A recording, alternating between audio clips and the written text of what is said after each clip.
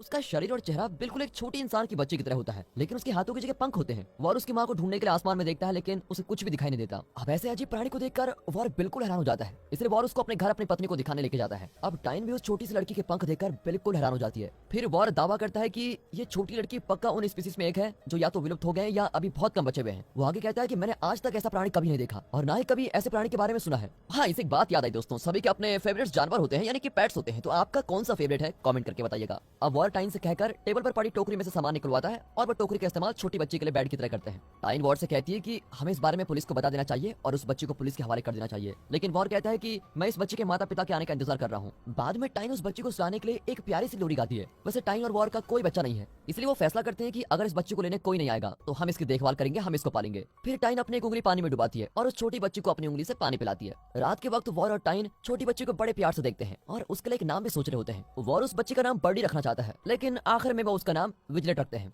अब अगले दिन टाइन बड़ी खुश होती है और वो विजिलेट के लिए गुड़िया खरीदती है, जिसके कपड़े वो उसके लिए इस्तेमाल करती है और उसे खाना और पानी पिलाने के लिए छोटे बच्चों वाली बोतल भी खरीदती है। अब इसी दौरान वॉर विजिलेट के लिए छोटे बच्चों को घुमाने वाली एक गाड़ी बना रहा होता है, ताकि वो उस छोटी बच्ची को एकदम बच्चे की तरह बाहर घुमा सके। लेकिन जब वो उसे कम्बल ओढ़कर गाड़ी में बैठाते हैं तब उसके पंख दिखाई दे रहे होते हैं। अब वो सोचते हैं कि करे क्या, इसलिए टाइन वॉर की जुराबों को काटती है और उनको सिलकर छोटे से दस्ताने बना देती है, जिससे वो उसके पंखों को ढक देती है और ये दस्ताने काम भी कर जाते हैं। फिर वॉर और टाइन अपनी नई बेटी को गाड़ी में बैठाकर घुमाने लेके जाते हैं और चलते हुए विजिलेट कुछ आवाजें निकालने की कोशिश करती है, जिनको सुनकर टाइन को लगता है कि विजिलेट उनसे बात करने की कोशिश कर रही है। लेकिन वॉर कहता है मुझे लगता है कि ये इंसान से ज्यादा एक पक्षी है, इसलिए वो सिर्फ चहचा रही है। फिर शहर की कुछ औरतें इस नए बच्चे को देखकर बहुत खुश होती है। वॉर उन सभी से कहता है कि हमने कुछ दिन पहले ही विजिलेट को गोद लिया है। जब सभी औरतें उनसे पूछती है कि ये इतनी छोटी क्यों है, तो वॉर और टाइन बात को वहीं पर कुछ कहकर खत्म कर देते हैं और वहां से चले जाते हैं। अब बहुत समय बीत जाता है और विजिलेट अब बड़ी हो चुकी है और वो बड़ी मुश्किल से टोकरी में फिट आ पाती है। हालांकि वो अभी भी बात नहीं कर पाती और वो सिर्फ चिड़ियों की तरह आवाजें निकालती है। एक दिन टाइन देखती है कि विजिलेट उड़ने की कोशिश कर रही है। अब जैसे जैसे समय बीतता है तो वो इंसानों से ज्यादा चिड़ियों की तरह हरकतें करना शुरू कर देती है। अब इस बात से टाइन थोड़ा परेशान भी होती है कि ये इंसानों की तरह बिहेव क्यों नहीं कर रही है। वो चाहती है कि मेरी बेटी थोड़ा इंसानों की तरह लगे और फिर उनको मानना ही पड़ता है कि उनकी बेटी इंसान नहीं कुछ अलग ही है। टाइन फिर विजिलेट को बोलना और उसके पैरों से खाना खाना सिखाती है। दोनों ने अपने बिस्तर के ठीक बगल में विजिलेट के लिए एक छोटा सा पालना बनाया होता है, लेकिन जब वो डर जाती है तो वो उछलकर दोनों के बीच में आ जाती है और वहां पर सोती है। अब एक दिन टाइन विजिलेट को नाइन कहते हुए सुनती है। उसे लगता है कि वो उसका नाम लेने की कोशिश कर रही है और फिर उस दिन के बाद से टाइन उसे एबीसीडी सिखाना शुरू कर देती है। लेकिन विजिलेट को ये सब समझ नहीं आता। टाइन ये भी देखती है कि विजिलेट जमीन पर से कीड़े खा रही है। फिर वो सोचती है कि चिड़ियों के लिए कीड़े खाना तो एक आम बात है, इसलिए टाइन विजिलेट को एक प्लेट में बहुत सारे कीड़े देती है और उसे उसके पैर से खाना सिखाती है। लेकिन जब वो ऐसा कर नहीं पाती तब टाइन बड़ी निराश हो जाती है कि ये तो ये भी नहीं कर पा रही है। टाइन सोचती है कि आसपास के लोगों को देखकर शायद विजिलेट की थोड़ी आदत बदल जाएगी और फिर अगले दिन टाइन उसको एक होटल में लेके जाती है। तभी विजिलेट वहां पर एक पिंजरे में बंद चिड़िया को पंख फड़फड़ाते हुए देखती है और वो भी ऐसा करने लगती है। अब सबकी नजर में आने के डर से टाइन उसको बाथरूम में लेके जाती है और उसे कहती है तुम्हें जितने पंख फड़फड़ाने हैं यहाँ पर फड़फड़ाओ। अब वो बाहर इंतजार करते हुए एक औरत से बात करने लगती है। जब विजिलेट कुछ देर तक बाथरूम से बाहर नहीं आती है तब टाइन दरवाजा खोलकर देखती है और बिल्कुल हैरान हो जाती है। वहाँ सिर्फ विजिलेट के जूते होते हैं और वो नहीं। टाइन को उसकी एक छोटी सी झलक दिखाई देती है जब विजिलेट खिड़की से उठकर बाहर निकल रही होती है। टाइन उसका नाम चिल्लाती है, लेकिन इसका कोई फायदा नहीं होता। टाइन घर वापस जाती है और अपने बच्चे के बारे में बहुत परेशान होती है कि वो कहाँ गई और जो कुछ भी हुआ होता है वो उस बारे में वॉर को बताती है। अब उन्हें लगता है कि विजिलेट अब तक शहर में पहुंच गई होगी, इसलिए वो शहर की तरफ उसको ढूंढने निकल पड़ते हैं। इसी दौरान विजिलेट पंक्षियों के एक झुंड के साथ उड़ रही होती है और वो अपनी जिंदगी का सबसे अच्छा समय बिता रही होती है। अचानक हवा की वजह से उसका संतुलन बिगड़ जाता है और वो एक खिड़की से होते हुए किसी के बेड पर आ गिरती है। वो बेड लॉजी नाम की एक छोटी बच्ची का होता है। लॉजी भी विजिलेट के पंख को देखकर बड़ी हैरान होती है और उससे पूछती है कि ये पंख कहाँ से मिले तुम्हें। दोनों एक दूसरे के अच्छे दोस्त बन जाते हैं। लॉजी के पिता के पास उसके साथ खेलने के लिए टाइम नहीं होता, इसलिए विजिलेट का उसके पास आना उसको बहुत अच्छा लगता है। इसी बीच वॉर और टाइन शहर में पहुंच जाते हैं और वहाँ हवाई अड्डे पर कुछ पूछताछ करने लगते हैं, लेकिन जब उन्हें कोई जानकारी नहीं मिलती तो वो वहाँ पर रात बिताने के लिए कमरा ले लेते हैं। इसी दौरान लॉजी ऐसा दिखावा करती है कि वो भी एक चिड़िया है और वो विजिलेट को अपने साथ पास के एक पेड़ पर लेके जाती है। विजिलेट आसानी से पेड़ पर चढ़कर एक टहनी पर सो जाती है, लेकिन लॉजी नीचे की एक डाली पर ही सोती है। यहाँ वॉर और टाइन को भी होटल में कोई कमरा नहीं मिलता क्योंकि सभी कमरे फुल होते हैं। फिर किसी तरह वो दोनों उसी पेड़ के नीचे सो जाते हैं जहाँ पर विजिलेट होती है। अब सुबह के वक्त टाइन और वॉर लॉजी से मिलते हैं, जो उन्हें विजिलेट के बारे में बताती है कि वो ऊपर की टहनी पर सो रही है। लेकिन इससे पहले कि वो उस तक पहुंच पाते विजिलेट वहां से जा चुकी होती है और जब टाइन और वॉर वहां से जाने लगते हैं तब लॉजी उनका पीछा करने लगती है और वो उनसे कहती है मैं विजिलेट को ढूंढने में आपकी मदद करूंगी। फिर वो सभी पंक्षियों के एक झुंड का पीछा करते हुए एक बस में चढ़ जाते हैं। हालांकि टाइन लॉजी को अपने साथ लेकर नहीं जाना चाहती क्योंकि उसको बहुत कुछ संभालना है, लेकिन लॉजी उनसे कहती है कि आप टेंशन मत लीजिए, मैं अपना ध्यान खुद रख सकती हूँ। यहाँ विजिलेट पंक्षियों के एक झुंड के साथ उड़ रही होती है,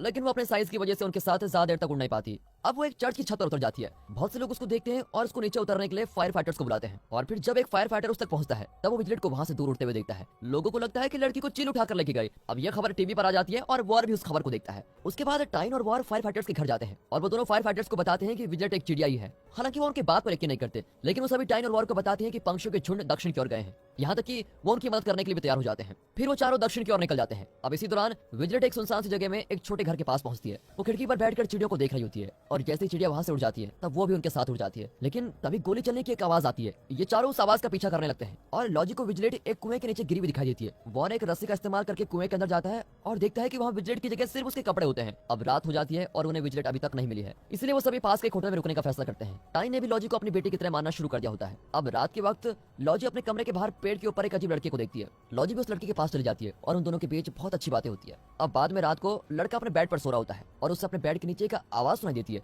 वो नीचे देखता है तो बिल्कुल हैरान हो जाता है क्योंकि विजिलेट उसके बेड के नीचे सो रही होती है। लॉजी ने उसको विजिलेट के बारे में बताया था, इसलिए वो जल्दी से लॉजी को बुलाता है। दोनों जल्दी से वापस कमरे में आते हैं और देखते हैं विजिलेट अभी भी वहाँ पर होती है। वो दोनों भी बेड के नीचे चले जाते हैं और रात को वहीं पर सोते हैं। लॉजी अपनी दोस्त को वापस पाकर बहुत खुश होती है। अब सुबह लड़के की माँ उसका कमरा साफ करने के लिए आती है। तभी लॉजी और वो लड़का विजिलेट के माँ बाप को बुलाने जाते हैं, लेकिन इससे पहले कि वो विजिलेट तक पहुंच पाते तब तक वो वहां से उड़ चुकी होती है। अब चारों को वापस से अपनी तलाश फिर से शुरू करनी होती है। हालांकि लॉजी उस लड़के को छोड़कर नहीं जाना चाहती, वो उसका इकलौता दोस्त है और विजिलेट की तरह वो उसे छोड़कर नहीं भागा है। टाइन भी उस छोटी लड़की की बात मान जाती है और उसको वहीं पर रहने देती है। अब फायरमैन और विजिलेट के माँ बाप अपने आगे का सफर शुरू करते हैं, लेकिन फायरमैन बहुत कमजोर हो जाता है, इसलिए वो कुछ देर आराम करने का फैसला करता है। विजिलेट के माँ बाप जंगल के अंदर पहुंचते हैं जहाँ वो एक नदी को पार करते हैं। वो अभी बहुत थक चुका है और इसलिए वो टाइन को कहता है कि हमें अब कुछ देर आराम करना चाहिए।